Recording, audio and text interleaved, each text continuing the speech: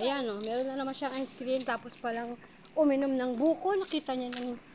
Ay nako, nakita niya yung ice cream. Nagpabili na naman. O, mamumulod din po kayo sa batang to. O, ayan o. Wala siyang... Na nasa Agos kami. Kumain na yan ng ice cream.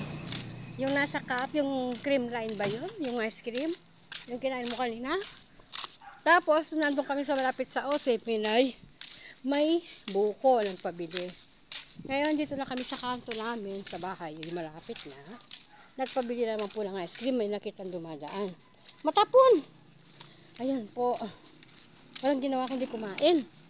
Habang ako, napuputol na yung kamay ko. No, Scarlett? Sandal mo, nalalaglag na, oh. Pakain ko sa aso yan. Tamad-tamad pa yun, lumakad. Na, ikukulong na lang kita sa bahay, no?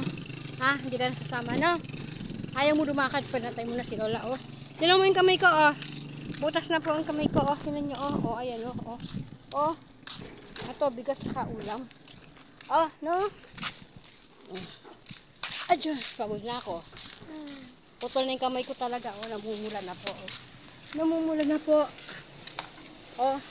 Siya pa kain-kain. Kain-kain na po. Aray ko. Malapit na po kami sa bahay. Hingal na ako. Pagod. Ayun na po. Malapit na kami sa bahay.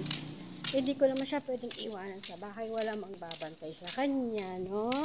Hindi ko siya pwedeng iwan kay Lola. Okay? Kaya pagod. Pagbibili ng ulam, ganyan. Hindi pwedeng isama. Dapat kasama mo. Kahit bibili kang bigas.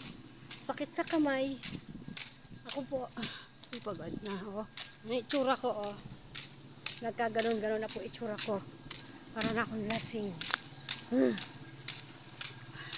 Ayan, dito na po kami sa bahay namin. Oh my God.